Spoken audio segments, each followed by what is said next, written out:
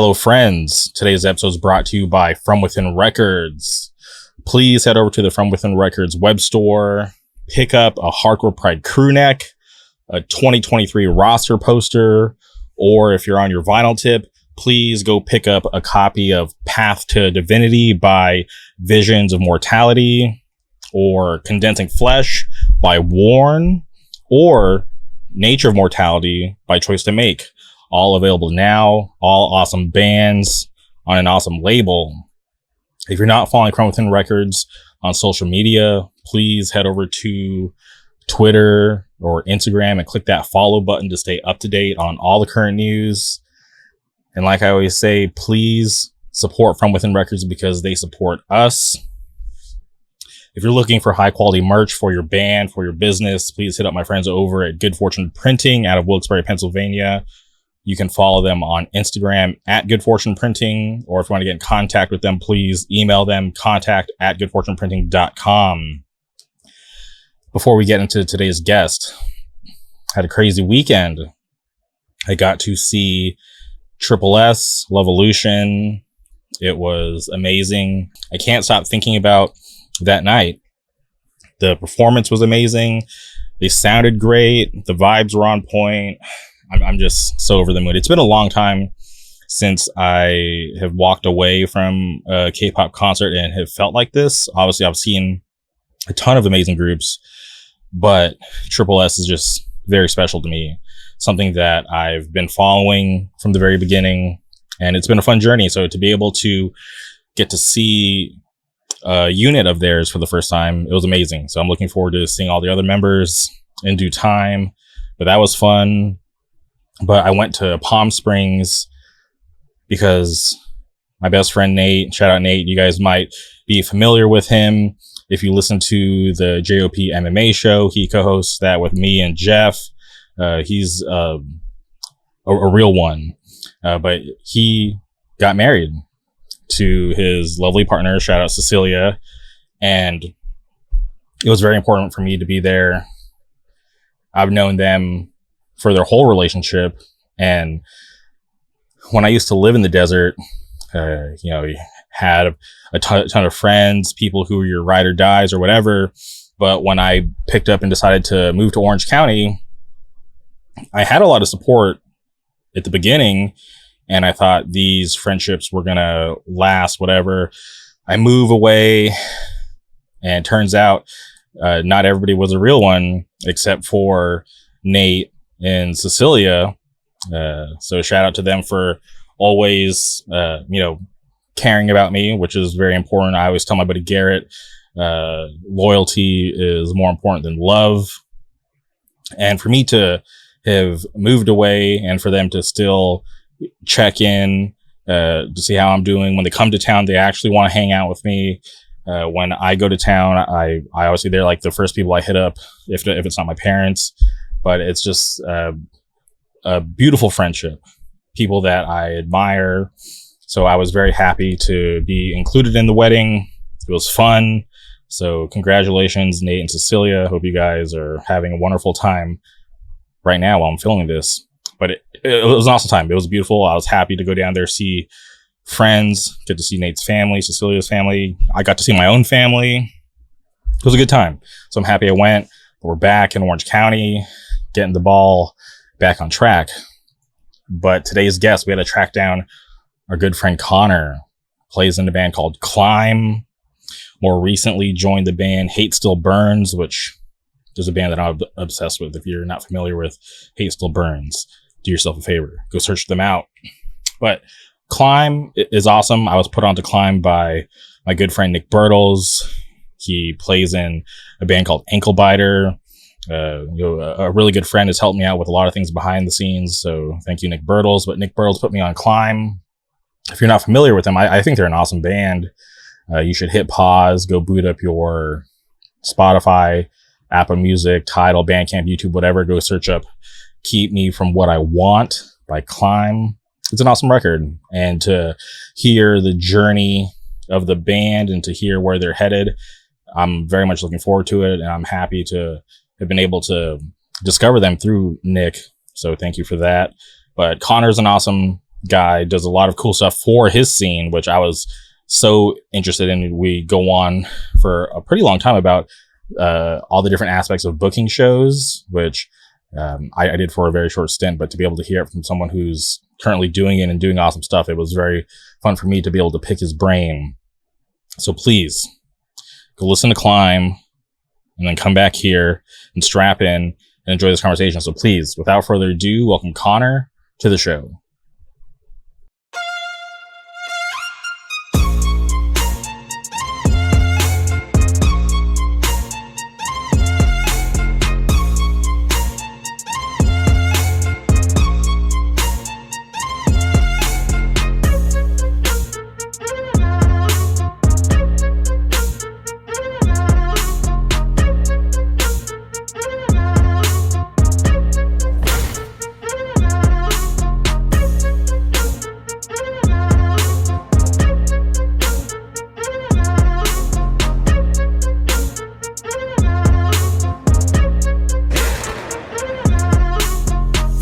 All right, and we're recording. Welcome to the podcast, Connor. How's it going? Good, man. How are you doing? Doing all right. It's my day off, so it's nice to be able to just relax, do a podcast, and just enjoy the day. It's my day off as well. Just woke up maybe an hour ago, so hell yeah, that's sick. Well, I'm a fan of the bands you play in.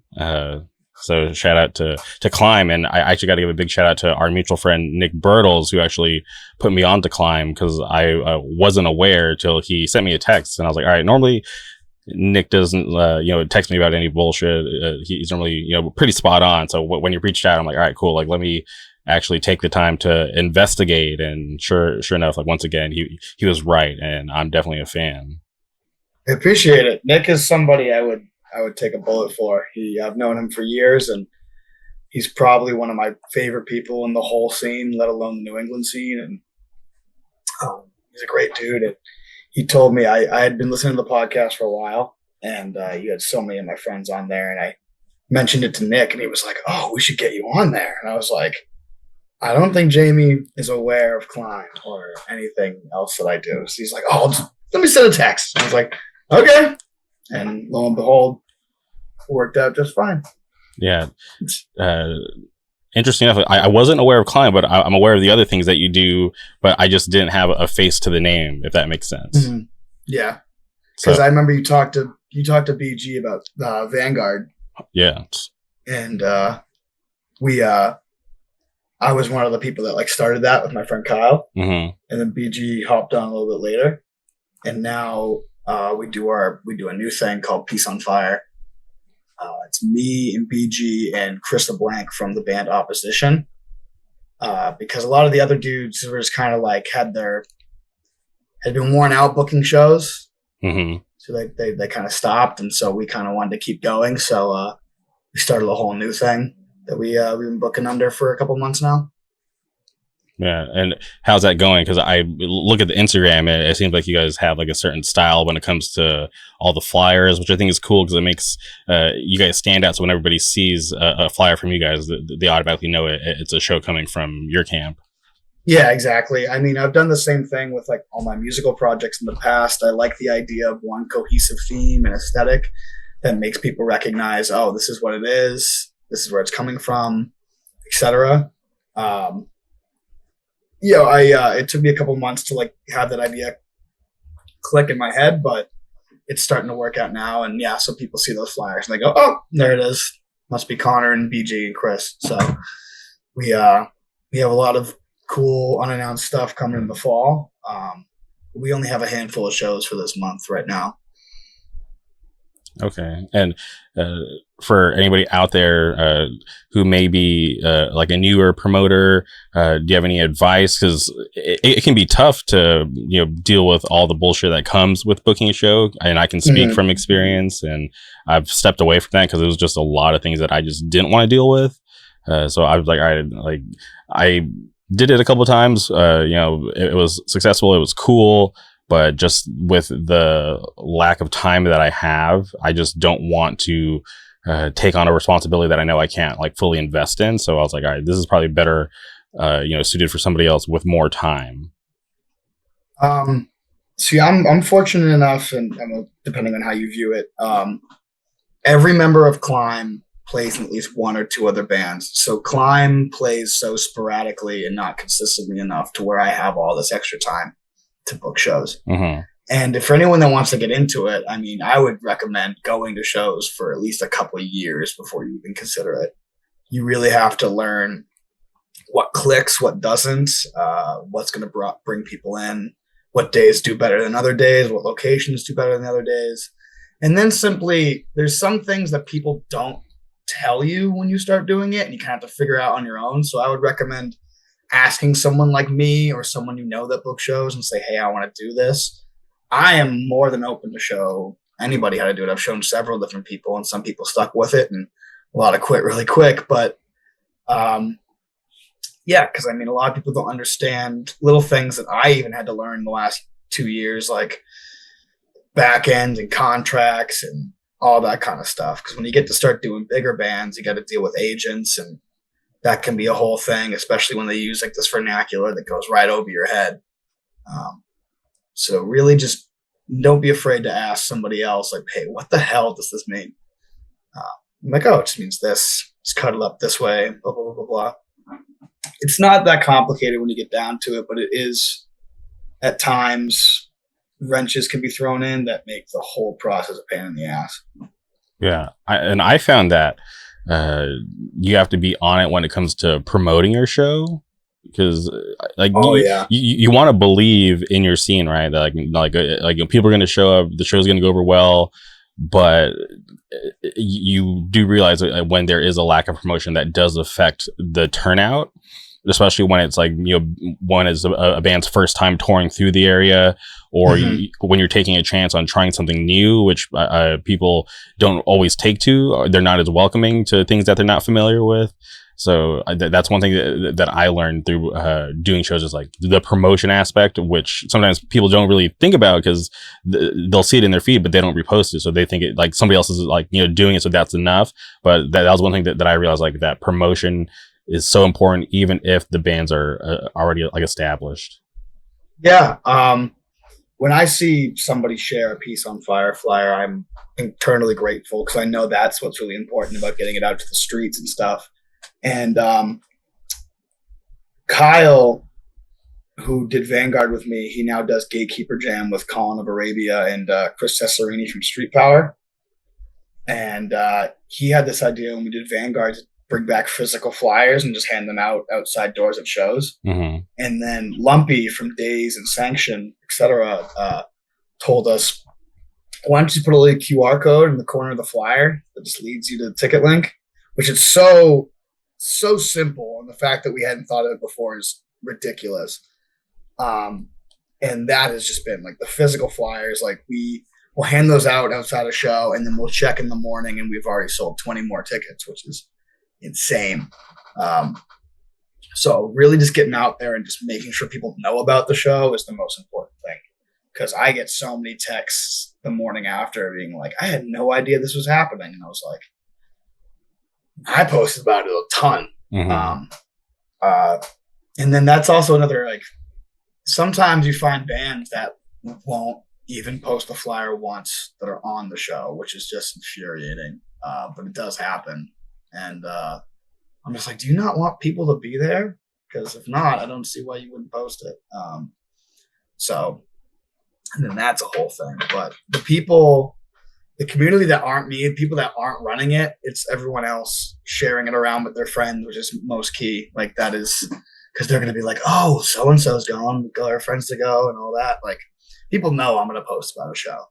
People know what I do and what I've been doing for years. They're like, oh, just another Connor show, whatever. But when they find out their friends are going, or just especially when it's bands they don't know, they'll be like, oh, well, so-and-so's going. I have to pull up, check this out. And then hopefully it works out. I mean, I've been doing this for booking shows for about 3 or 4 years. And I've only really had a very, very small amount of poor turnouts and bombs in which I could consider it unsuccessful, but the number is very, very small, which I'm very grateful for. especially in the scene is getting bigger every day, and it's really amazing that it's still thriving. So yeah, I felt like as long as I could pay the guarantee for the bands, like touring bands or whatever, the venue was happy and kids had fun. I always felt like that was a success. Like I always absolutely. I always had this fear because I would rely on people like Josh White, Jeff Yuma, Bob Wilson for advice, and I can't thank them enough for just letting me pick their brain about booking shows. But there's always this thing that Bob said to me. He's like, dude, as long as you don't have to go to the ATM to pay for the show, like it should be fine. And exactly, yeah. So it's just like every show, I'm like, all right, please don't let me have to go to the ATM, because there was literally like because all the shows that I booked were all at Program, and Program is in this like strip, and at the end of the strip was a bank, and there was this ATM, and I was like, as long as I don't have to go to that ATM ever, I'm fine. And out of like the 4 or 5 shows that I did, never had to do that. So I'm happy that I was able to do those shows with 0 issues. All the bands, to my knowledge, had a great time, no issues. But I just, like I said, didn't have time to like fully invest in that. And then I just didn't want to have to deal with all the things that come with booking shows anymore. So I had to step away, and I got, recently I got asked like, hey, can you help us book a show from this band? I did. I got the venue, did everything, and then last minute they're like, oh, never mind, we're going to go with these other people. And I'm just like, all right, cool. This is exactly why I don't want to book shows anymore, because I went through all this trouble for you guys to, just kind of do me dirty. I wasted my time, wasted the venue's time, everybody else's time, and that should just piss me off. I was like, Jesus. That's why, like, sometimes when I think about when things get more corporate with like agents and contracts, I'm like, man, maybe that stuff is necessary at a certain point. Because like, if I would have like had people sign stuff and then nobody could have just like kind of like done me dirty like that, and would have saved us all like a bunch of trouble. Yeah, I mean that it's super embarrassing, especially because you put yourself on the line and you go, hey, I'm trying to book the show here, and then it's a process to get the venue. Then you finally get the venue, and you get a sound guy. And then you figure out who you're going to put on it. And this goes by for weeks. And then you have everything. And then once that's all in line, I get an email. The band has just canceled their whole run, or they're going to go with this other guy. And I'm just like, all right, well, now I have to tuck my tail between my legs and be like, hey, sorry, I know I begged to use the venue on this Tuesday, but I actually don't need it anymore. So I'm sorry, but I'll hit you up again in the future. And I've lost venues that way for sure. Like where it sucks, but yeah, that's a point where like signing a contract can really help you out. Because I'm like, oh, I know they're gonna be there, and if not, there's a signature that says they have to be. Yeah, because I've never been super anal about it. I've never been like, I keep things in check, but I've never like ruled with an iron fist. I've never really gotten super frustrated with a band. They don't really need to be there at a certain time, as long as they're there by the time they play. I mean, unless they're backlining, but I mean, everything, if you just, obviously things happen that stress you out, but if you really just kind of keep your cool, it goes by really easy, and it can be enjoyable as much for you as it is like a job.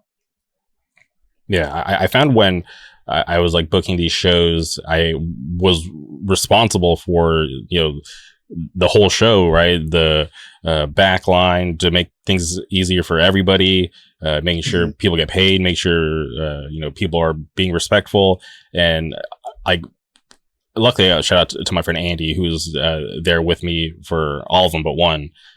He was able to help me with the door, so I was able to enjoy like small parts of it, but it was there was a lot less time to enjoy it because I had to be like more responsible, and it wasn't like just going to a show, right? I had to make sure that everything was going according to plan, and even when things were going to according to plan, somehow we'd fall like 15-30 minutes behind schedule when when I don't even know how that shit happens, right? Because like I said, it was backline, everybody's breaking down, everybody's hustling, moving, but just things happen. And it's like every time I thought I had everything 100% in order, there's always something that was unaccounted for that would go wrong. There's always little hiccups. Like luckily everyone I know, that there's people that don't book shows anymore around here that will always throw me a bone if I need help. Like there'll be a show that I book that I'll also be playing. I'm like, who's going to work door while I'm doing this? So I'll have old friends that I used to book with, or just friends of friends who'll be like, oh, I'll absolutely do door. Like I have no problem doing that. Or if I just want to go have fun for like one set and go mosh, I'll have somebody be like, oh yeah, no, we can sit here. And they just take money from the next 10 people that come in, and then I come back to where I'm needed. But I'm fortunate enough to have built a strong community of friends that would help me out if I need it. And because Chris and BG do a lot of helping with like booking the actual show, but they're both very busy. BG doesn't even live in Mass anymore. He lives in New Hampshire. So it's hard for him to come down to shows a lot. Like he'll give me contacts, set me up a band that's coming through, something like that. But him actually being able to get out there is pretty tough. So I usually have to maybe ask for a little help if I need it. And I have no shame in doing that because they're my friends, and everybody, even people attending the show just as much want the show to go by smoothly. So they'd be like, yeah, sure, I'll help you do this or do that. I'm really grateful for that. Yeah, though one thing that I don't like about like the fact that I did book some shows is people still think I book shows when I've when I've publicly stated here numerous times, like, hey, I don't book shows anymore. I'm sorry, please don't ask me to book a show. I can point you in the right direction if you want a show, but I don't book shows. But like more recently, I went and saw this band and they played a really good set. So I went and complimented the guitar player after their set, and he doesn't say thank you. He doesn't say anything. The first words out of his mouth is, then why don't you book us? And I'm just like, geez, like I don't book shows anymore. That was just a really strange thing. And no personal relationship. I didn't even know they knew I existed, but apparently they thought I still booked shows, and I just had to let them know. I'm like, yo, like I don't book shows anymore. Like, I'm sorry. Like I would have booked your band when I was booking shows, but it was like this weird, it was just this really small window of when I did it. Yeah. No, I totally understand. I mean, the Vanguard page has been inactive since April, and I still get emails. That page still gets DMs. I'm gonna give them a little bit more time for people to catch on, and then I'll probably deactivate it eventually. But yeah, and then it depends on which one of us sees it first, where we'll be like, oh, I'll book this, or I'll say, Kyle, do you and Colin and Chris want to take this over to Gatekeeper, or should I take it for me and BG? We have that mutual agreement. And there's always, if I can't make it happen, there's usually somebody that can make it happen somewhere in the area, whether it be like Western Mass or the North Shore, even maybe New Hampshire or Rhode Island. Somebody can get them a spot if I can't, whether it be I'm busy or I couldn't get one of my venues up and running. But yeah, at this point, people just, I've met a lot of people over the last 10 years of doing this, and ever since booking shows, it's where people have come up to me and be like, oh, you do this, you book that, we book my band, blah, blah, blah, blah, blah. So now I'm just, for better or for worse, I'm just known as that. So it's fine with me. You start to build up that word of mouth. So people are like, oh, Jamie can hook us up for sure. And you're like, no, I don't do that anymore. Yeah. Just one time. Yeah. As willing as I was, yeah, like I closed that chapter. It was cool, but I quickly realized that, like I said, like I just don't have time, and I don't want to agree and take on that responsibility when I'm not gonna, put my all into it, because I don't want to disrespect any of the bands. I don't want to disrespect the venue. I don't want to do any of that, because if I do that, then I don't want anybody to be mad at me. So I'm just gonna fully take myself out and not be in that position to screw anybody over, or to give them like a bad representation of our scene, because I want everybody who travels out here to have a good time. I don't want them to have a bad time, especially because I couldn't do it properly. Yeah, no, I totally understand.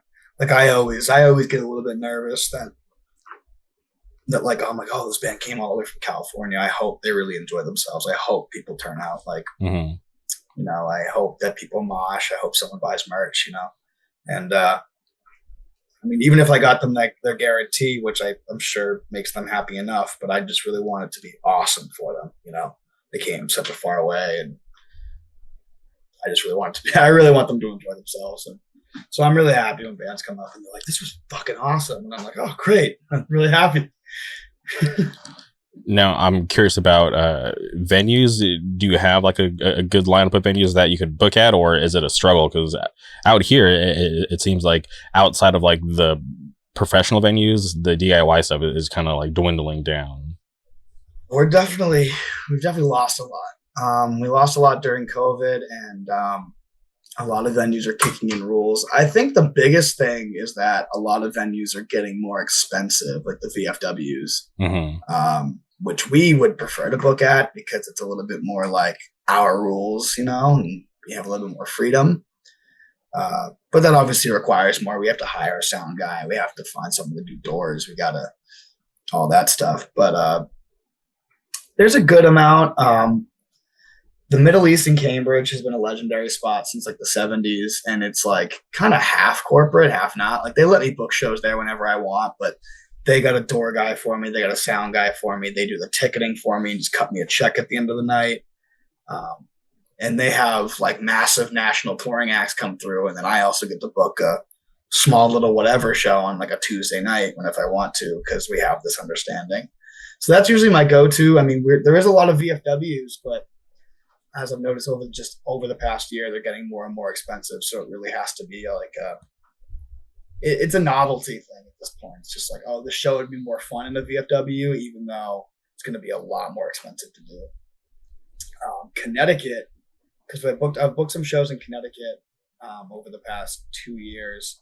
They lost two of their most notable, biggest venues within a month of each other.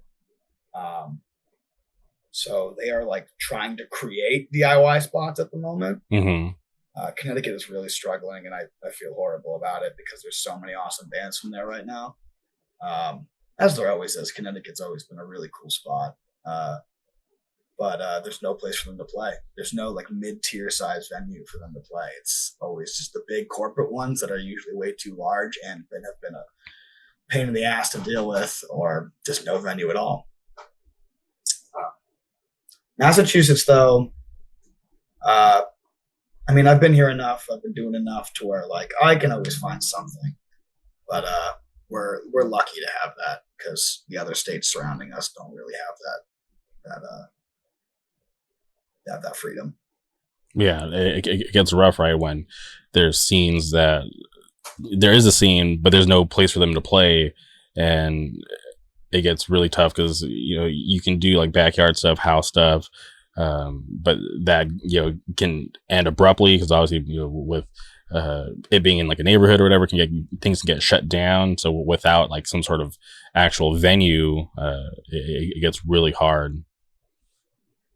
I didn't do it under Peace on Fire. I kind of did it myself because it was like just a fun thing. I booked a show in November for my birthday in Connecticut, and it's in like a warehouse. Like I just heard about it through the grapevine, and like it's Ask a Punk because we can't post the address publicly, and that's like the best I've been able to achieve right now is this warehouse where I've heard good things about it so far. So we'll see how it goes. It's Foreign Hands headliner. It's an off date of their run with Dying Wish, and I'm excited to see how it goes. But that's like the only venue I could really find for that size show.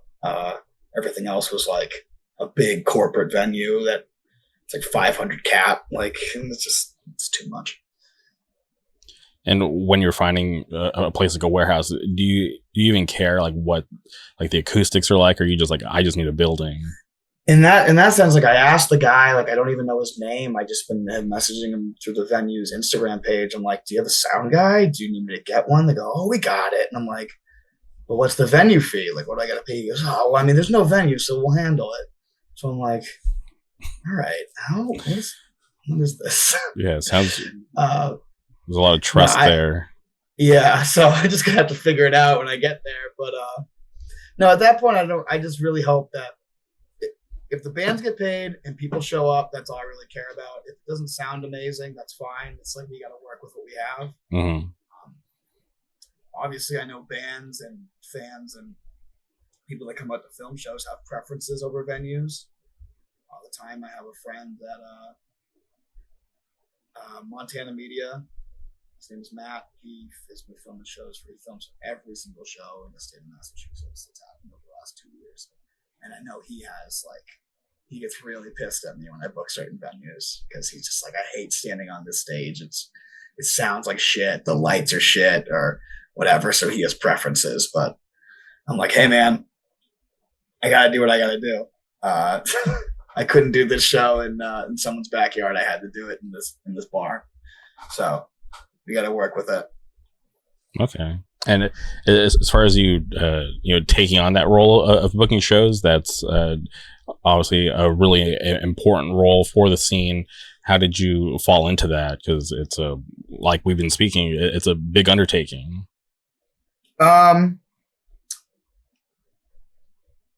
I just wanted there to be more. There were shows happening here and there that I don't miss a lot of shows. I go to shows 4 or 5 nights a week. Well, nowadays I do. And then COVID happened, and then we were so show starved. And I was like, when this comes back, I want there to be a million shows. I want to go to a show like every night. And then when things were starting up, I'm like, there's really not that many. So then I was like, I'm going to start booking shows like crazy. I'm going to like just bring anybody who wants to come through. Even if they don't have plans to hit Massachusetts, I'm going to ask them to come play. And I was like, I want to do a fest. Let's do a fest. Because America's Hardcore, allegedly this is the last year, but Sam has been saying that for years. Mm-hmm. I was like, when that goes, like, what are we going to have? And so I asked other bookers in the area, which Kyle was doing his own thing, and our friends Tyler and Dean were doing stuff strictly in Central Mass, which has its own little scene out there. And I was like, let's get together and do a fest. And so we all kind of got together and we're like, why don't we just make it one giant collective? And that's what Vanguard ended up being. And then some of us had different tastes, different interests, but since we were all each doing our own thing and as one thing, there was shows happening all the time. So we at least had a Vanguard show like once a week or once every 2 weeks on top of what other people were booking. And so even though Vanguard's done and it's a whole new thing now, I just want there to be stuff consistently happening. I don't do well sitting around twiddling my thumbs. I have to be doing something or working on something. And so that's why I really wanted to book shows. It's just so there's just always something going on for anybody. Because some people work on Tuesdays and Thursdays and they only have Monday, Wednesday, Friday off. And they're like, oh shit, I wish I went to that show last night, but I had work. But there's another show tonight, so go to this one. And it keeps me busy and it keeps the scene growing and there's always something for somebody to do.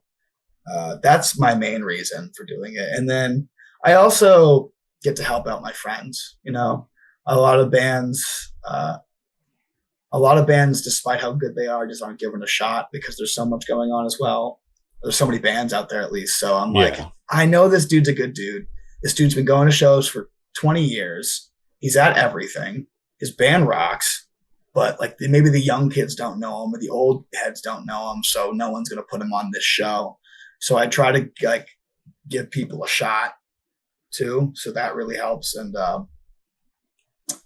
even for Climb too, if there's a band that I've been seeing for my whole life and I've always wanted to play a show with, I'm like, I have a gap on this one. I'll just see if the guys in Climb want to play. And which is also incredibly fulfilling as an artist to be able to play with somebody or work with somebody that you've just looked up to for so long. A great example is the reason I started a hardcore band. I've been in roughly 20 bands over the course of the last decade.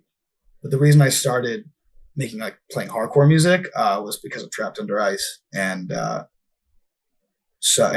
I'm almost equally as a fan of Angel Dust. So we got to play with Angel Dust back in May because there was an empty spot on the bill we were booking, and just getting to hang out with Justice and play a show with him to some extent was just immediately fulfilling. Like if Climb stopped the next day, I'd be content with it. Like I was very happy with that. And those are those beautiful moments that really like make you be like, oh, all the stress is really worth it. And it's very nice. Yeah, I think that's awesome.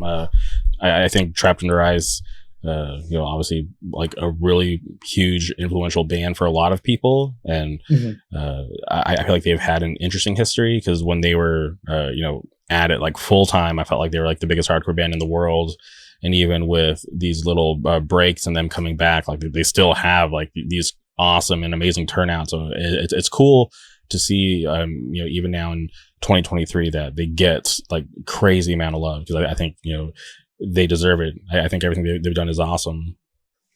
Yeah, I personally, despite them not putting out a record in like 5-6 years, I still think they're just getting cooler. Because even though they were festival headliners before the break, but they came back and they just have this whole new like energy to them that now they're just like, it feels like they're bigger than they've ever been.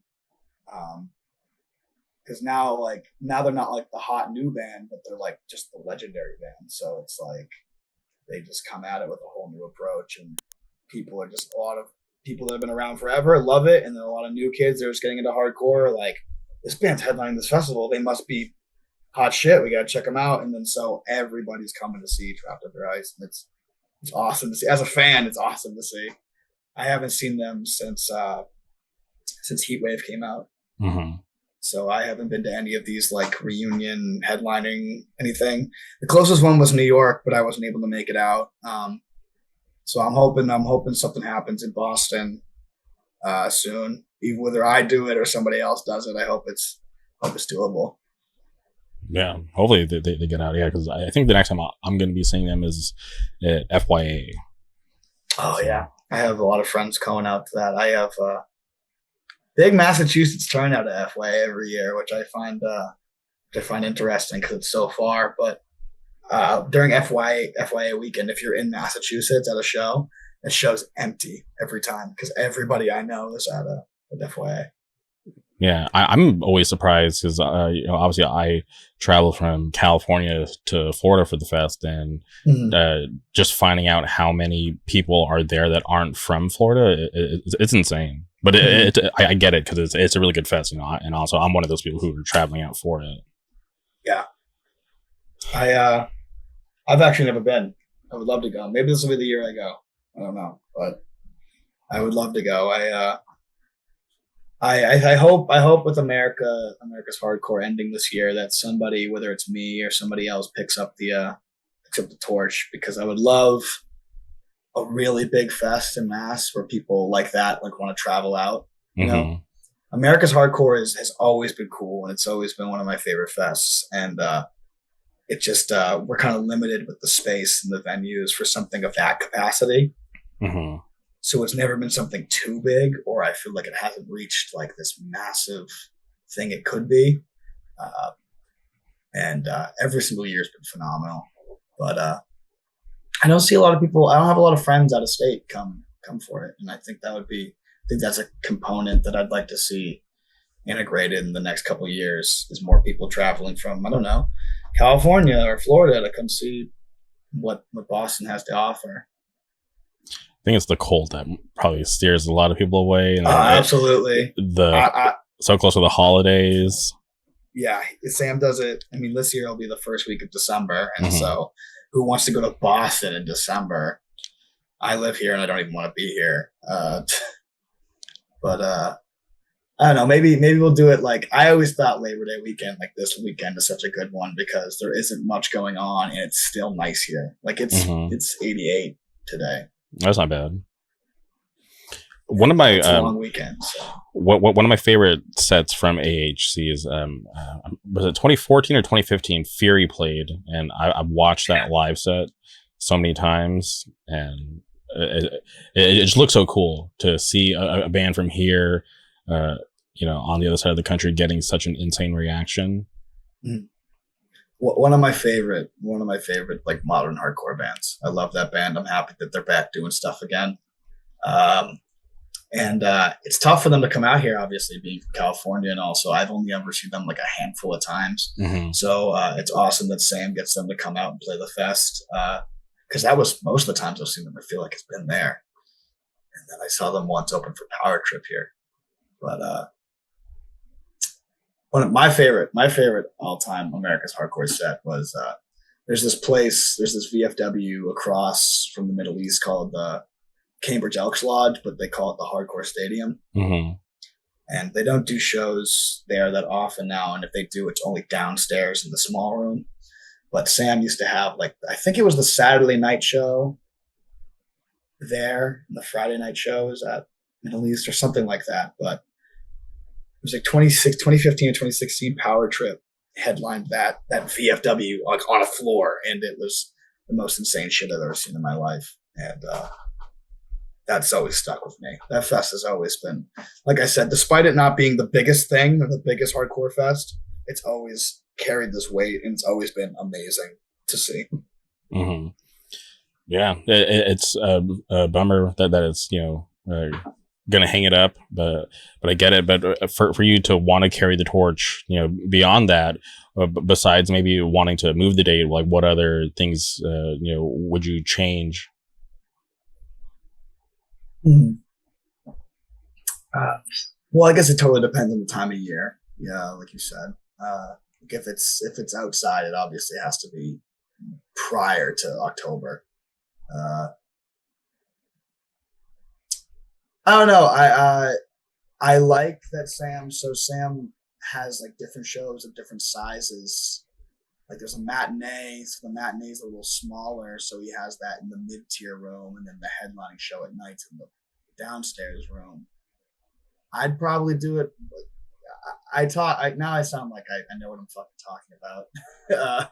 Because he's been doing this for so much longer than I have, so who am I to speak on it? But I like maybe one big room and just keep it there. Mm-hmm. But it's about finding a room like that is really difficult. We've been trying to look for a long time that has like a really big hall like they have in Florida, just to have it like be a one big thing, like maybe 2 days, but still just that one room consistently. At least Sam has it in one building now. It used to be across the street and then back across the street and then back across the street. Now it's all one building that has 3 rooms. Mm-hmm. So we can do small, medium, large. And I think a main reason he's hanging it up is because we don't know where that venue stands. There's been rumors about this venue literally for the last like 5 years of this venue closing. We don't know if it's actually going to happen or not, but now it's like people really believe it's going to happen this time. And Sam was like, there's no other place I can do this, so I'm just going to stop doing it. And so I think the biggest thing is I'd have to find a big venue and something I can do it all day there, 2 days in a row.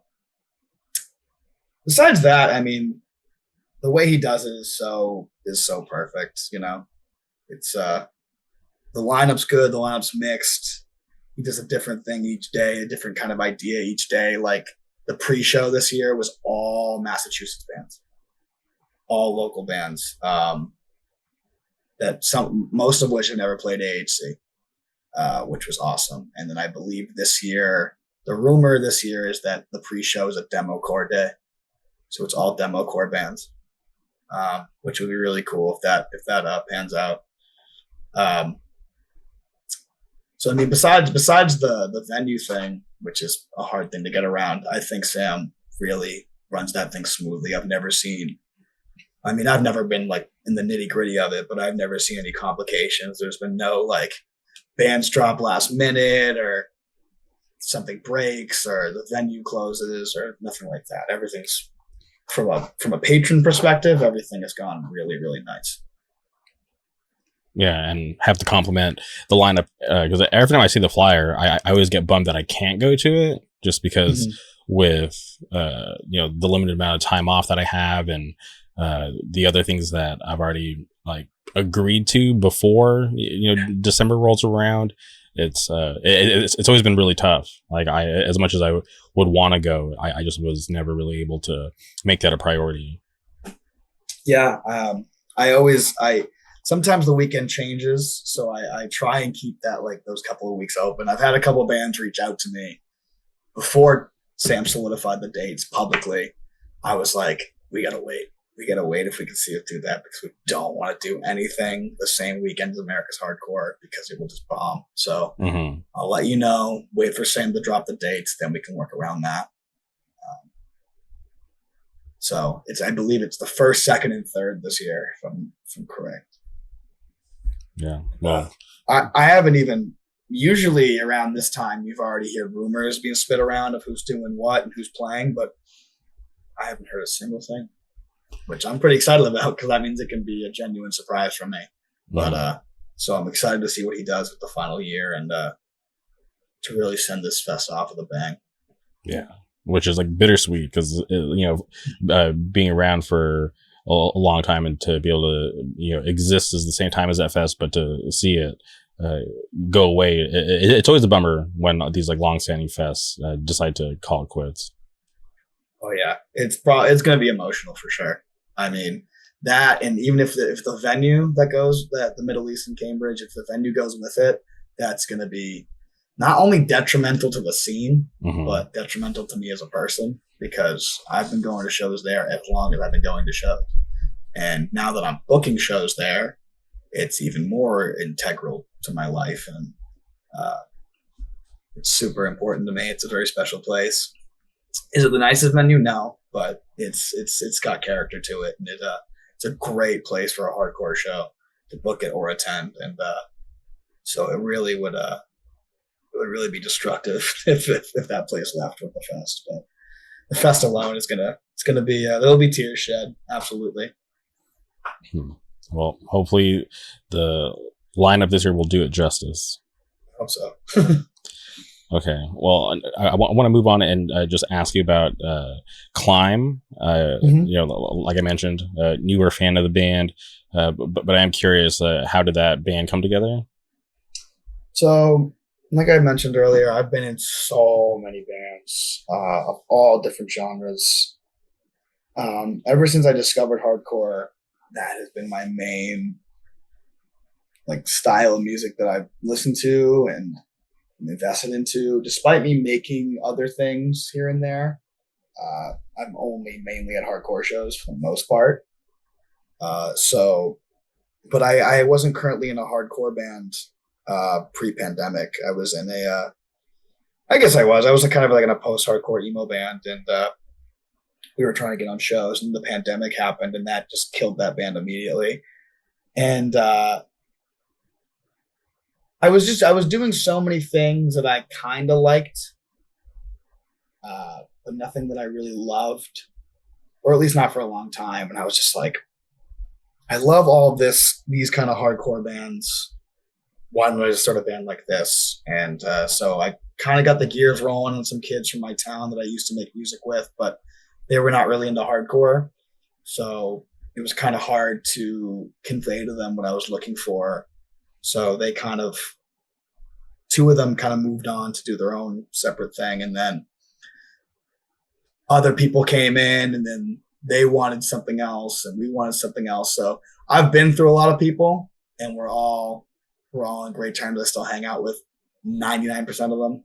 We're all really cool. They all in other bands, just like metalcore bands and pop bands and pop punk bands and stuff. They just, but it was just like, I've been doing this for so long. Why don't I finally make the band that I've always wanted to do? And I feel like I'm really starting to do that with this band. So, I mean, I could go on for hours about the lineup changes and how we got there, but right now it's four of my closest friends that I've been in the scene with since I was like 13, 14. And I just thought, why don't I just ask these guys? Because they all play in other bands. They're all incredibly talented musicians. They're all close friends of mine. I wouldn't mind being in a van with for a month. So it's my friend Olin, who you've done the podcast with. Olin. He's in Broken Bow and a bunch of other bands. He just played with Street Power over the last weekend. My friend Dom, who plays in the band Fraud, great new Boston punk band. They just signed the DGR, and they just did a weekend with Jive Bomb this past weekend. My friend Camden, who I write all the music with, he plays in the new metal band Wisdom and War from Central Mass. They're about to do a weekend run with Kayanashi. And my friend Corey, who's the older one of the group, he's never played in a heavy band before. He's usually plays in like pop punk bands and emo bands, but he's such an amazing drummer. And I always thought to myself, as long as I've known him, if I ever need a drummer for a band, a heavy band, I'm going to ask him to do it. And I was finally had the opportunity to ask him. And I couldn't ask for four better people to be in a band with. And I'm really excited with what we've done so far and what we're planning on doing. And it's really exciting. I think it's awesome that you're able to, call upon your friends to, build out this lineup and just kind of enjoy their company. Cause I feel like that is a big thing, right? To be able to be around these people for extended periods of time. Cause, traveling to shows, just having to deal with their personalities, with practicing, being on stage, it's a lot. And some people don't realize that. Yeah. I mean, people previously in Climb and my other bands have been like some of my childhood best friends that I've known forever. But being in a band brings a whole new set of obstacles that people don't understand. And I had to learn the hard way that people I would like die for, that being in a band with them is fucking awful. Because one little thing that we could disagree on could just snowball into a whole thing. And that was kind of why we went through so many people early on, because I was like, oh, I really want this hardcore drum beat. And my friend who was the drummer at the time was really into like more like new metal and stuff like that. So he was doing this whole separate groove with it. And I was like, nah, that's not really what I'm going for. And then we'd start to bicker, and then and it just kind of like we're really cool now, but it took such a toll on our friendship. We weren't speaking. We couldn't do anything. Like, people don't understand that no matter how close you are with these people, you have to be creatively compatible with them and be able to like have a conversation about what's bothering you and what you want to do. And you have to be flexible. A lot of people don't get that. So you need to really, before you go into it, you really got to think who you're doing it with, why you're doing it, why that's the person you choose. Can you do this? Can they do this? And I think it's a lot of things that people need to ask themselves when picking their bandmates. Because some things, I've been lucky enough to repair all broken relationships caused by band drama. Other people haven't been so lucky. I know good friends I know bands that have destroyed lifelong friendships, and it's really sad to see. So just a message I would put out to young kids is be careful with who you're picking to put in your band, because it's heavy and it brings a lot of things you would never expect on to happen. So yeah, no, I 100% agree. The last hardcore band I was in, I feel like I don't speak to half the band to this day because of stuff that happened in the band. It's crazy. It's definitely because I mean, I remember when it happened. So I would say there's three eras of Climb. Okay.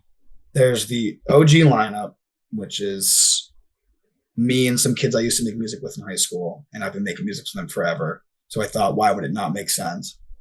And then I realized they didn't really like heavy music. So two of them kind of moved on to their own thing. So then I asked a bunch of kids that I knew through the scene that love heavy music, but it was the wrong kind of heavy music. And then also we both all, like at least four of us, at the time we were like a 6-piece. We just, we had different views about what we wanted and what we wanted to do. And so these kids that I used to see every single day, we were at each other's throats because creatively we just wanted different things. And we all felt so passionately about what we wanted to do. It just didn't mesh well. So then they went on to do their own bands. There was never like, fuck you, get out of here, or you're done, or I quit. It was just like, hey, I'm in this band and I'm also in Climb, so I'm going to go focus on this band. And I go, more power to you. Absolutely. I will support that band. I love you. I love that band. And I still do that for my friends post Climb. And then, so going in, I was like, who are people I've known forever that I think would be compatible with creatively, and I just also enjoy their presence. And I was lucky, and a lot of our friends in the scene call it a super group because it's 5 people that have all been in a million bands and have all been around and know everybody and are pretty generally cool with everybody. So it's like the fact that all 5 of us are in one group is kind of a perfect situation. Okay. And I'm curious, just everything I know is based off of what you guys have on the internet. And was there no like proper demo leading up to it? Because all I can see is there was just these singles. There was the two singles prior to the EP, the standalone singles, one of which featuring Kadeem from Loathe and the other one Pierce from Soul Glow. Those were the 2 tracks from the demo that we reworked and re-released. Okay. And they have a totally different vibe to them than the EP does, as you can hear. So that was kind of what was happening with that second iteration of Climb. And then the EP that we just released in January is the first thing with the whole new lineup. It's our first proper compiled release. And it's like what I really am really happy with doing and what I've been trying to achieve. And we're doing more of the same coming up with the slight changes and stuff like that. But yeah, there was a 3-track demo. It was the 2 songs you can hear, and then in between there was like a 30-second instrumental interlude. So that was all that was really existed before what you see on Spotify. Okay. And before we get into the latest release, I'm just curious, can you speak about who is C310? The photographer? Yeah. He is I don't know his real name. He's that's his Instagram handle. He is a gentleman from Asia. I don't know which country. He never specified. Okay. Wow. So mysterious. Yeah. He just takes amazing film photos on Instagram. And I was like, I've always preferred film to digital, as difficult as it is to work with. And I was just like, oh, I want these. I want to use these real bad. And I was just like, so I just DM'd him and I was like, and you see 2 of them, but I bought a lot of them and they're all sitting in a Google Drive for future stuff. But I was just like, hey man. And he clearly had to use Google Translate because the grammar was all sporadic. And he was just like, this much money. So I PayPal'd him this much money and he sent me the raw photos via email. And that's all I really know about him. I haven't bought anything off him in a very long time because I bought so many right off the jump. I still follow him, but we haven't spoken. But he's very elusive. Same thing goes with our logo. Our logo was done by some kid in Brazil who was like only like 14, 15. Oh, wow. And I found him on Twitter, and he was just doing a series of like typefaces and logos that I thought were really cool. And so I DM'd him, and he whipped that up in like a day, and I was so happy with it. And so I just PayPal'd him the money, and the rest was history. And, I don't use Twitter anymore, so I don't really have a way of contacting him or know what he's up to. But all the Climb art has been some weird backdoor, mysterious encounter. Well, I was going to ask, because the logo looks like a UFO or a UAP, whatever people want to call it these days. Which I think is pretty interesting. But I do like it. And to hear that it's just from some, teenager in Brazil that was doing cool stuff. That's pretty wild to put that much trust into these people that you don't know that well, if that makes sense. Yeah. Yeah. I mean, regardless of what the music sounds like and whether or not that correlates with the logo, I just wanted something that looked like it was from the 90s.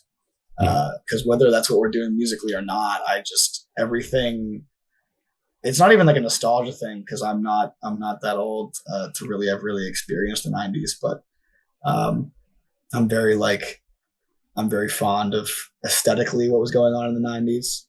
And so like, even though that logo looks like it probably could go to like a breakbeat side project or like a new metal type band, it just kind of slapped on Climb, and I just really love the way it looked. Like we get a lot of comparisons. We get a lot of people say it looks like the Bjork logo, which is honestly a compliment because I love Bjork. I've loved everything she's ever done. So that was a really cool comparison. And then I love that people can't read it a lot of the time. People really struggle to read it. And I'm like, well, I love death metal and black metal. None of those logos are legible, so I don't really care that you can't read it. Yeah, you still recognize it.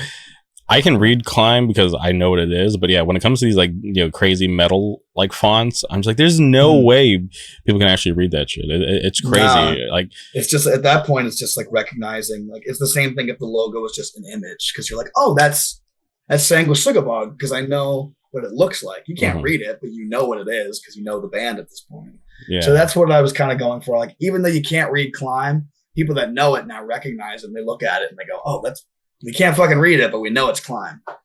Yeah. And when I'm looking at those metal flyers, I'm like, please have like the name in the caption so I could see who's playing, so I can try to look these bands up.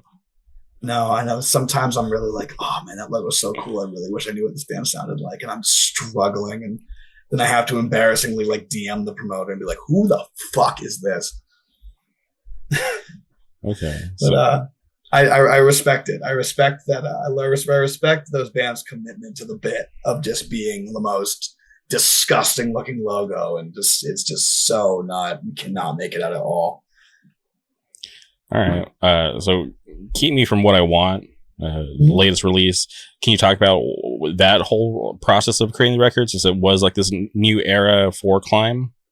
Yeah. So with Old Climb, we wrote about 15 songs, and all of them were about 80-90% done. And we kept like making studio dates that we couldn't make because we were differing with what we were going to do. And I had all these ideas still, and like when they all left, or like the people I wrote the songs with came and went and whatever, I didn't feel right finishing the songs that other people had started, or how I had started with other people. So I scrapped all of them. So when I got the new lineup in fall of last year, I sat down with Camden and I was like, let's just work. And it didn't feel forced at all, but we were just like, we couldn't stop working. We just felt this like flow, and we were just writing songs so fast. And so we were able to crank them out. So me and Camden first met up in like late September, early October. And we wrote like maybe like 8 songs, and we picked our 5 favorites. And I'm like, well, who are we going to go to? Like, there's so many people to go to. And I mean, we've done demos in the past, so this isn't like a just go to whoever. We want to pick someone we know has a history of doing good shit, but also isn't the most expensive person in the world, and is local. So from going to shows, I had linked up with Alex Salter, who at the time was playing drums in the band Taking Meds. And he stepped down from that to do his full-time job now, which is he does front of house and merch for Drug Church. He lives in New Hampshire, and he also, as of this past summer, is now the full-time drummer of Gel.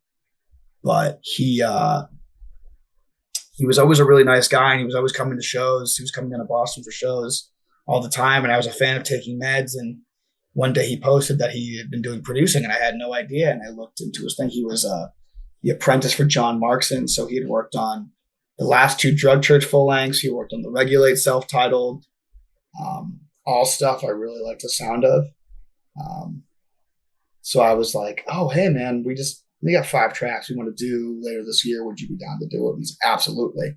So we went in as early as December to track those 5 songs. The other members at the time, we were working on solidifying the other 3 guys, and they were kind of just so new to it that me and Camden tracked the whole record ourselves, just the 2 of us, up at, I believe it's called the Noise Floor in Dover, New Hampshire, which is Alex's main studio. And we did it in 2 days. It felt really comfortable. It felt really natural. It was really nice. Alex is a great producer.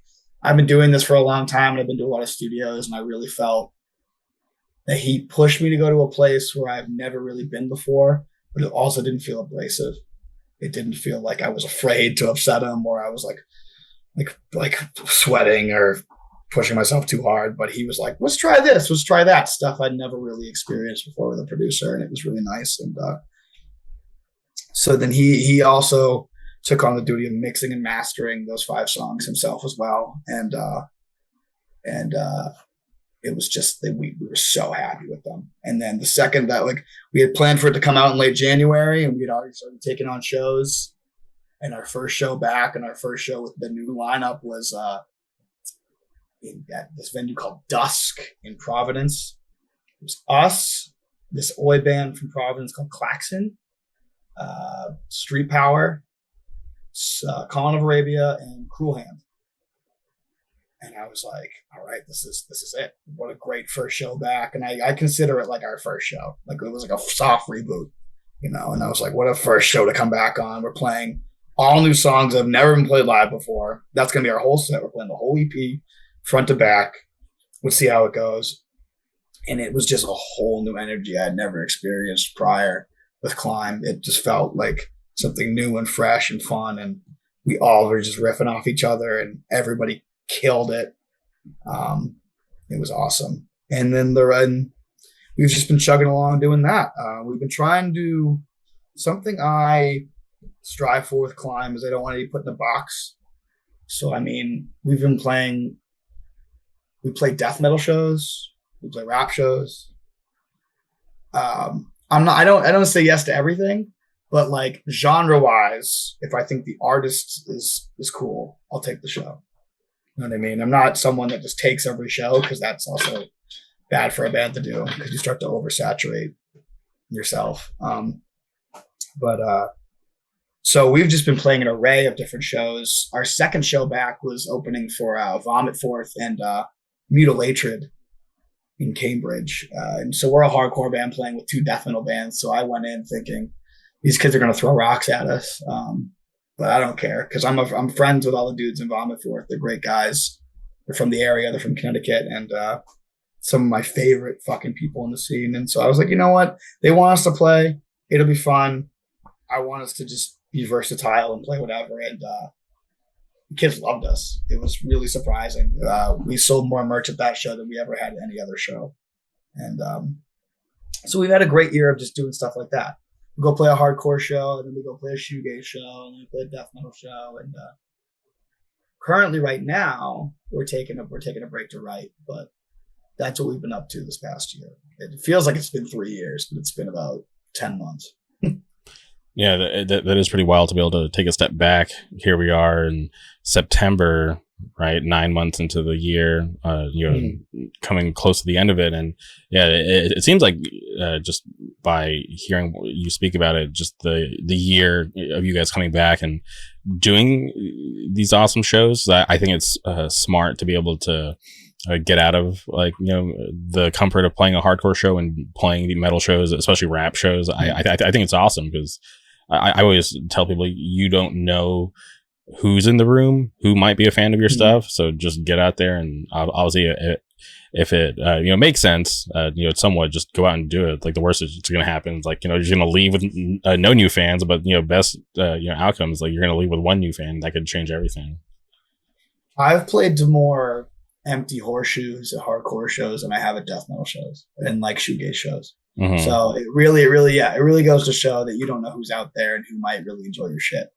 And so it really is just try to be do what you like, enjoy, because that's the whole thing. As I've expressed before, I don't just listen to hardcore. My 2 favorite bands of all time were Rage Against the Machine and the 1975.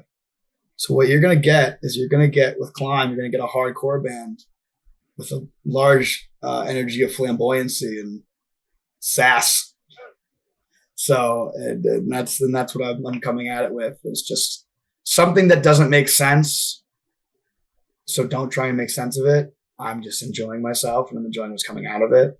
So I get a lot of people being like, why are you playing with Fuming Mouth? And I'm like, because I think that band rules. They're my friends. They want us to play. I like to play, so I'm going to play it. And whether those kids fuck with us or not, I'm going to have a great time. So. Yeah, no, I think it's really important to just be yourself, right? Just for people to, expect you to be a certain thing just because of, maybe your aesthetic or the way the band sounds, it can get weird sometimes. Yeah. People, I've had a couple people ask me, they go, people are really into the beat down tough guy stuff right now. Why aren't you doing that? And I'm like, I love that shit, but I'm not a tough guy. Mm-hmm. I'm a huge bitch. I can't hold my own, man. So why would I try and pretend something I'm not? As much as I love that shit and I'll go mosh for that shit, and some of my best friends play that kind of stuff, that's not what I'd be making, because I'd feel like a fraud. Yeah. No, I get it. But I like the band, like, right, like I feel like opening the record with Lights Out that was a very smart choice, because I just think that song just has so much energy, and it was like, that's what honestly what hooked me, because I'm always skeptical, right, because I would like to assume that my friends, when they come to me with suggestions, that it's going to be something worth listening to. But as I was listening to Lights Out, I was just like, oh shit, like it was one of those moments where I'm like, wow, how did this band fly under my radar, and I was just not aware for so long. It was when we chose that to be the single for the record, I really think we knew what we were doing. It was the second song we wrote for the EP. And the second I heard it, I was like, this is the one. Like, out of the fuck, I love the other 4 songs. Mm-hmm. But I was like, this is the one that has to be first and foremost, because it has to be the single and it has to open the record. So it gets people like, whoa. You know what I mean? And so we open our set. I mean, the last show we played was the first time we didn't, but every show this year, we've opened the set with it. Just so people are like immediately hit with that energy, and then, we close it the same way we closed the EP, and the same way we closed the EP, which is Sleeve of Sleeves, which I think is the second most energetic song on the EP. So it really just like, we start with energy and we end with energy, no breaks. We play a short set. We play for like 12 minutes. So I'm going to make those 12 minutes a fucking aggressive 12 minutes. I think that's awesome, because I hate when I'm watching a band and I'm just like, can this end already? Yeah, this is dragging, I mean, I really truly believe that no hardcore set should be over 20, 25 minutes. Like, even if you're a headlining band, like, it's hardcore and aggressive music is such like a moment, it's what you feel in that moment. And if you drag it out, you spoil the moment, that's 100%. Why the best hardcore records are not the ones that are 18 tracks long. They're the ones that are 12 tracks long, or less. Because people just want to feel that burst of energy, and they want to keep going and feel it. They don't want to have to take a breather and sit. They just want to have that rush for that short period of time, and then go outside, smoke a cigarette, come back inside, and then see the next band. Yeah, I love when the downtime between bands is very minimal, when they're able to do a quick changeover, just keep the energy flowing. I think that's like my favorite type of shows. Mm-hmm. I know, I love it. I get to go outside real quick and talk to everybody, see what they thought of it, catch up, maybe someone I haven't seen in a while, and then before I know it, I hear distortion from the guitar to get people back inside. I was like, oh, they're about to play. Let's go. And it's a whole new thing. That's why I also love mixed bills, because if I got 15 minutes of that burst of energy and I was matched with the same thing, even though it's a different band doing different songs and a different set, it could the same way spoil the moment of like, all right, now this is dragging out because this is just another 15 minutes of the same shit. So if you mix it up, if you do hardcore band, death metal band, hardcore band, post-hardcore band, you're going to get this whole new range of feelings and emotions over the course of a 5-band show, which I really enjoy. Mixed bills, I talk to a lot of people about it, and I have people come from out of state, and they're like, something about New England hates mixed bills. I've seen massive walkouts. I've seen people just get like angry or fussy, and I'm just like, fuck you guys, this is sick. I'm one of my favorite mixed bill tours was the one that came through last May. It was Gate Creeper, Narrowhead, 200 Stab Wounds, and Fearing. So you got like a 90s-esque post-punk band into a death metal band, into a shoegaze band, into another death metal band. I'm like, that's pretty cool. Those are pretty good palate cleansers in between each other. And I just seeing just the difference in like attendance in that room during the different sets, I was just like, all 4 of these bands fuck. I don't know where you guys are going. Like, I didn't know you wanted to hear nothing but gutturals for the next 3 hours. Like this is a good like. All four of these bands are good and doing their own thing, and I enjoy it. So yeah, for me, something about Massachusetts doesn't click with it quite yet. I'm a fan of mixed bills because I listen to so many different types of genres. So when a mixed bill is happening, I'm like, cool, I can check off a bunch of, bands that I enjoy. And I would much rather see a shoegaze band on a hardcore bill than go to a shoegaze like filled bill. Cause at that point it's a little too chill, a little too mellow, and I get tired. Too much standing with your hands by your side. Yeah. And I'm just like, geez, this is, either I'm not going to go or I'm just going to show up for the band I want to see. Which obviously,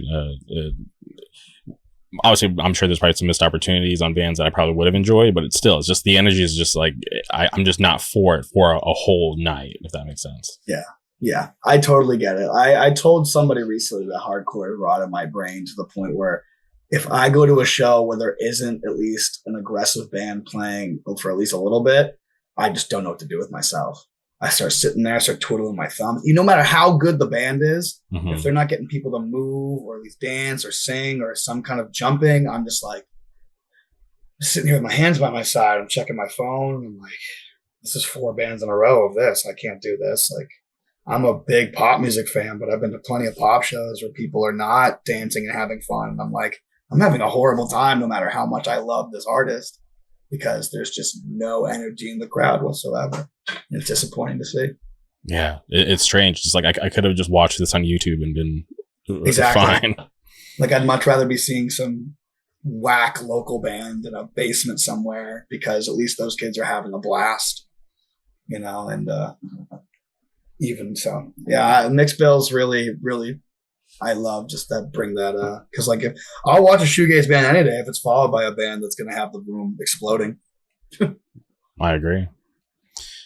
Okay, asked you about the cover of the singles, but I'm curious about Alice Hirsch, if I'm pronouncing that correctly. I believe so. Alice plays in a band called Cloned Apparition from Toronto, I believe. I believe they just started that band recently. They weren't in a band. That was somebody I just followed based on, I like your photography. And I don't think it is film, but it looks like film. So I was like, I love this photo. This is the photo. Like I didn't test other photos for the EP art. I saw that and I was like, and it was like, this was like 8 months before the EP came out. Like we were recording this other song, Old Climb. I saw that and I go, can I use this photo? Can I buy this photo off you to use it? And Alice was like, yes, absolutely. Here's the price, whatever. We made it happen.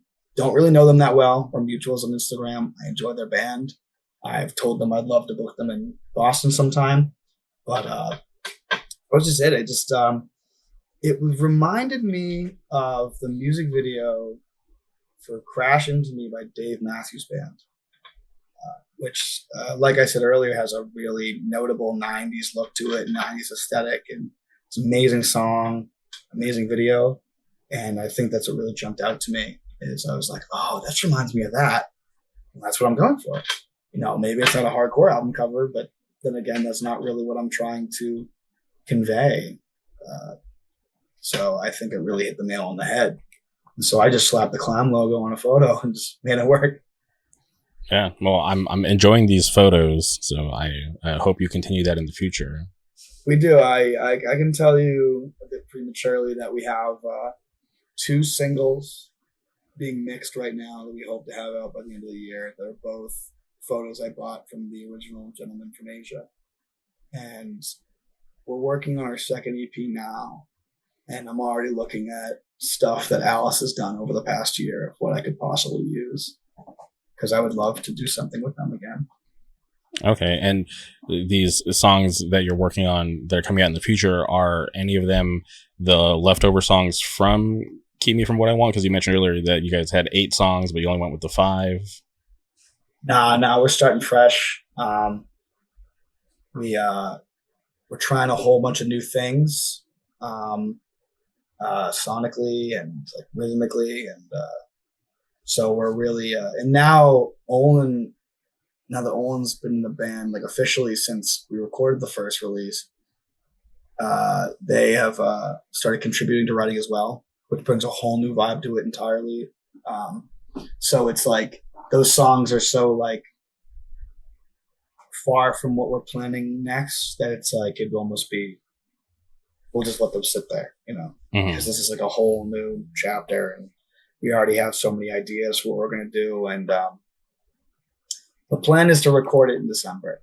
So we hope to have 24 be a whole year of just a whole new era of Klein, just hitting it as hard as we can, playing as many shows, bringing a whole new look, aesthetic to the whole band, which is the idea.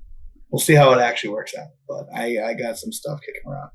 Okay, and the 2 singles that are being worked on right now, are they going to be grouped together in like a promo, or are they just going to be released individually?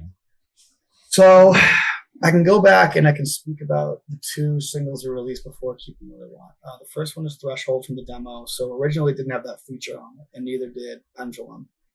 So the most important thing to me about making music, whether it's hardcore or not, is in the community and interacting with people that mean a lot to me, like playing with Justice or meeting new friends at a show or being in a band with people I love. So there's so many musicians that I admire and I would like to work with, but it's like logistically, will I ever be able to? You know what I mean? Like, who knows if Klein would ever play a show with Load, because they're so massive now, and as much as I like booking mixed bills, promoters don't. So who knows if I'll ever get to like just hop on a show with them. And I admired that band a lot, and I was like, how do I fulfill something that I really want to happen while also like giving back to this community of people that I adore. So I thought of this idea that with whatever songs we don't think fit the vibe of a record, we'll release in between the records, as standalone things. The idea was each song was to have a feature from a band that I admire. And the Bandcamp Friday proceeds of that song would be donated to a charity of the guest's choice. So Kadeem did the feature on Threshold, and we donated those proceeds to Black Lives Matter. And a couple months later, Pendulum came out on Bandcamp Friday. I think it was October 21. And that was donated to some Philly art project because Soul Glow is from Philly. And so the next 2 singles are 2 more of those. I can tell you ahead of time now that the first one, I don't know which one will come out first, but one of them features Ali Lowe from the band Special Interest from Georgia. And then the other one features Kane, the vocalist of Omniflow. 2 completely different sounding bands, both on songs that sound neither which like their bands. And that's kind of the idea I'm going for. It's kind of like, this doesn't make sense. But it makes sense to me because I love it. I love Special Interest. I love Omniflow. And those Bandcamp Fridays, whenever those songs eventually come out, those proceeds will go to whatever charity each respective artist chooses. Because that way I get to check something off my bucket list, and it also does well for everyone else too. It's not just, oh, it's me. Mm-hmm. It's everybody else too. So yeah, I think it's a really cool way to give back to communities that they think are important. So I think that's a really great idea to be able to do that, because I don't think I've ever heard of anybody doing that.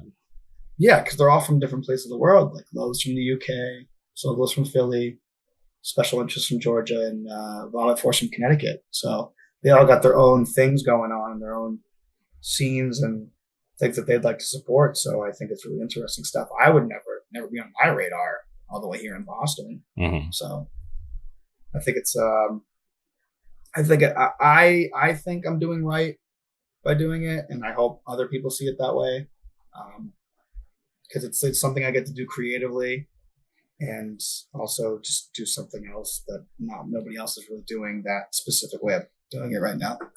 100%. No, I really like that idea, because obviously I came in after those singles were released, so I had no idea that you were doing, those Bandcamp Friday donations to the charities of their choice. And whatever follows the next EP, we'll probably do a couple more, because I also don't want to. The reason we're putting out an EP so soon after the last one, like a year, 2 years time, is because we just start so excited.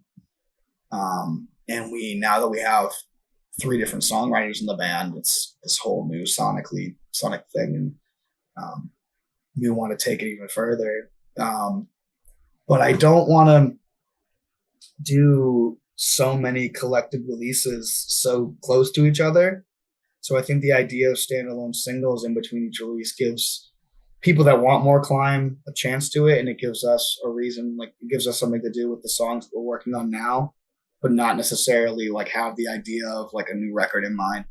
So like the next, whatever comes after the next EP will probably be singles for a good long while until we think about what we're going to do after that. Okay, man, I think that's a great way to stay relevant and not have to, kind of put a whole new record on people, because sometimes that can be a little overwhelming when it's just like, it can be good and bad, just depending on, how people feel and how the band rolls it out. I feel like it's just like time and place kind of thing, because like I said, it could be bad, it could be good, but I think it's nice to be able to just kind of be in the people's eye, but not have to be like, here's a whole new body of work that you have to consume to understand like what we're going with. So sometimes like people get lost, there's too many albums coming out, so you're just like, shit, like I haven't even had a chance to bond with the last record, but here we are, I'm trying to play catch up, and then eventually people just kind of get lost and don't ever catch up. Exactly. And I listen to so much hardcore, and I see so many hardcore bands that like, when a new record comes out and people are hype on it, I don't usually listen to it at first, because I think, oh, this is just a hype moment, you know what I mean? And a lot of people are just like, this is the best thing I've ever heard, you gotta listen to it right now. It's not until like 6 months later, if people are still talking about that record, then I'll give it like a solid chance, because I'm like, oh, this has longevity at least, people. This isn't just like a flash in the pan, it must be very good if people are still talking about it. So, because like you said, like people don't give it like enough time to like really soak in a record before they're like throwing something else. So I like to let a record sit before I'm like, oh, go listen to this. Like a good example is the Never Ending Game record. I know how much people love that band, and I loved their previous releases, and I'd only seen them once because they're from far away. So when they dropped a new full length, everyone was so hyped because they had waited so long. And so everyone was talking about it. And I was like, of course everyone's going to talk about it. Everyone's been waiting for it for so long. So I let it kind of sit for a little bit, and then I gave it a shot, and I fucking love it. It's like my favorite hardcore record that's come out this year. So I'm really happy I waited on it a little bit, because obviously people are going to be so hyped at the beginning. And I still see people talking about it, especially with the fact that they'll be playing here in 2 or 3 weeks with Fiddlehead. So I'm like, oh, maybe it's time for me to sit down and listen to this record. And I'm like, wow, this is awesome. So yeah, great band, super talented. And last thing for Climb, the show that you guys have in November, could that be the last one for the year, since you're going to be working on new music in December? There's some things we've been asked to do that we might accept. We're not super locked in. We don't have anything from now until then right now. So from now till November 13th, we don't have anything. It's just writing, and the fact that Broken Vow is releasing a record. Olin's going to be very busy, and Fraud has some unannounced runs they're doing as well, because they're riding off of their new EP.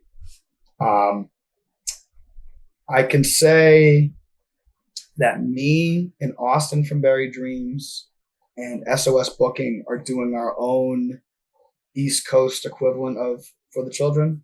Oh, that's awesome. So it's going to be, we're probably not going to call it that. Austin's correlating with SOS Booking, and then I'm doing my end on Peace on Fire. the day after Black Friday. It's going to be just like any other toy drive, like $10 for the toy, you know. It's going to be all Massachusetts bands, probably like 8 to 10 bands, and Austin suggested that Climb play, so we'll probably do that.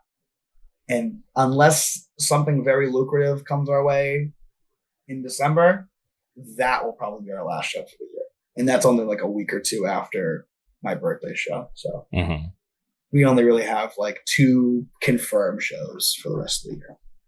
Okay, well, that's awesome. Well, it's been, if those toy drive shows, if that's the last one, I feel like it's been an awesome year for Climb, and hopefully next year you guys are able to put out that new music and get busier. Yeah, we want to. I mean, I've toured with other bands in the past, but it's been years since I've been in a touring band, so I would really like to get out. Okay. No matter where. I mean, I'll go anywhere if people want to see it. There's no place where I'm like, I'm not going to play there. I hear a lot of bands being like, I don't want to play that state or that city, and I'm like, there's people that want to fucking see you there, and the lineup's cool. You should go. So, if anything, like, I'm not opposed to going all the way to Alaska for one show if it means people want to see us out there. So, I'm hoping around everyone's schedules we can make something happen. I'm consistently talking to Bertles about doing something with many of his bands. So hopefully we can make something work with that. But we've always got gears turning. We're never truly stagnant. I'm always doing stuff behind the scenes that are Climb related or Peace on Fire related. So we're not docile. Okay. And last thing, I saw that you posted a newer thing. You're playing in Hate Still Burns. Yeah, as of so I live in the South Shore, Massachusetts. I'm about 40 minutes from Boston, about an hour from Providence, hour 45, 2 hours from everything Connecticut. I'm in a great middle ground. Okay. Not quite the Cape. But it's like I live in Plymouth County, which is where Brockton is as well. So the legendary 90s, early 2000s Brockton shows happened 20 minutes from where I live. So you don't meet a lot of kids. I grew up meeting kids from Central Mass, Western Mass, North Shore, and especially Boston that are into hardcore. And once Brockton kind of like fizzled out in the 2010s, not fizzled out, it's still very active, but like it's not like the like people come from outside of Brockton to come to Brockton. It's not often you meet a lot of kids in the scene from the South Shore. So I am ecstatic to find that. And so about 2 years ago, this band formed called Armageddon 2001, all of kids from the South Shore. So I was ecstatic to hear that. And then they eventually rebranded under the name Hate Still Burns. So I've kept very close with them. They're all like very young. Their drummer is 18. And so they're younger than me. And but I was just so stoked on them from the jump. And I've been a fan since day one. And their bassist is going to work on a new project. So a week ago, they kind of hit me with, hey, would this be interesting? And before they even finished the question, I said yes. So last night was their last show with their current bassist. So as of today, I am in Hate Still Burns. Which I think is awesome. I love everything about that band. I think what they're doing is so cool. So I'm a huge fan. And when I found out that you're a part of that band, I'm like, oh, that's sick. I'm very excited. Yeah, now I've had somebody from Hate Still Burns on the podcast.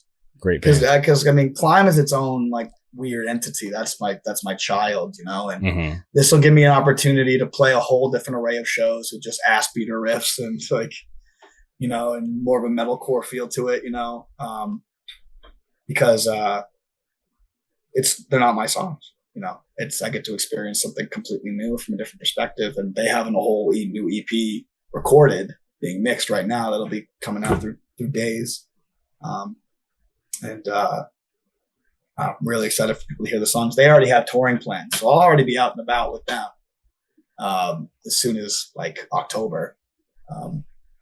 So I'm very excited about that. That is like it's so new to me. It's like hard for me to speak on, but I'm really excited to be in a band with a bunch of young kids that are so excited and fresh to hardcore and just really want to get out there. And I can kind of hopefully give them some guidance and teach them a thing or two, what to do and what not to do. And so really, it's a fun little side project that I'm getting to do for the foreseeable future. Oh yeah, that's awesome.